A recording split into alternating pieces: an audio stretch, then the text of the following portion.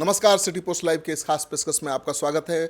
मैं हूं श्रीकांत प्रत्युष और मेरे साथ हैं बिहार सरकार के कानून मंत्री, स्वास्थ्य मंत्री मंगल पांडे जी।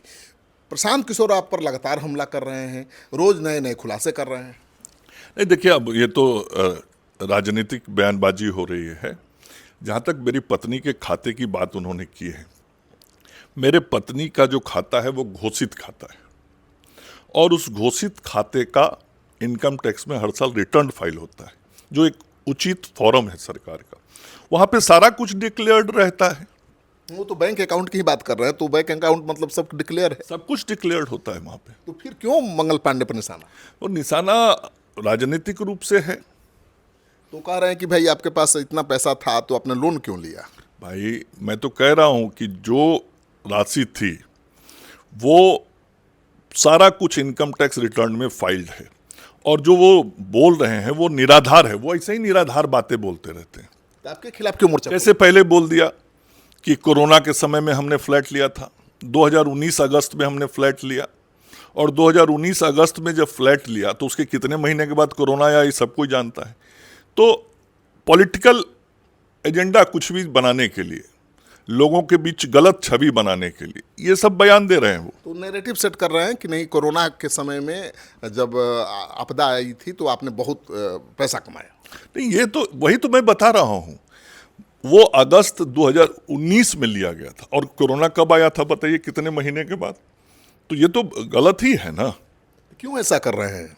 मैंने कहा ना कि जो स्वास्थ्य विभाग का काम इतना हुआ, उसके कारण जो सरकार की लोकप्रियता बढ़ी, तो उनको लगता है कि सरकार की लोकप्रियता जो बढ़ी है उसको कैसे पॉलिटिकली क्वेश्चन में डाला जाए, इसके लिए ऐसा कर रहे हैं। कितना असहज महसूस करते हैं आप लोग, इतना लगातार हमला पर हमला?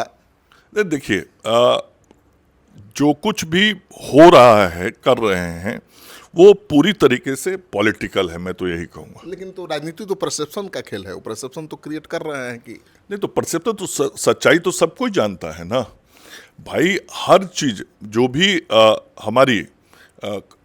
हमारी खाता है, वो हर साल इनकम टैक्स रिटर्न में फाइल होता है।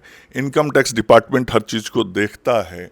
तो फिर इससे ज्यादा अब वो यदि कुछ बात करते हैं तो ये तो अब कुछ भी बोल सकते हैं। आप कार्रवाई क्या करेंगे आप लोग?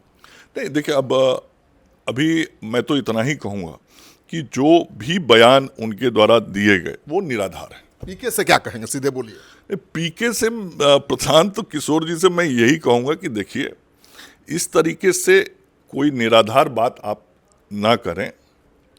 और आप जानते हैं कि यदि अकाउंट नंबर आप बता रहे हैं तो उस अकाउंट नंबर का इनकम टैक्स रिटर्न फाइल होता है, और इनकम टैक्स में डिटेल दिया रहता है। वो तो बेनामी है नहीं। नहीं, बिल्कुल बेनामी नहीं है, घोषित वो अकाउंट नंबर है। और उसी का हवाला देकर वो हमला कर, तो वो इनकम टैक्स में सब कुछ दिखाया रहता है।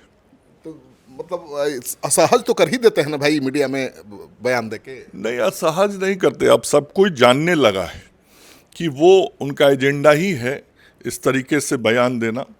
और जैसे मैंने कहा ना, कोरोना के समय का, तो ऐसे ही कुछ भी बात बोल देना। चलिए, तो आप सुन रहे थे मंगल पांडे जी को। इन्होंने कहा कि भाई जो आरोप लगा रहे हैं पीके, वो निराधार है।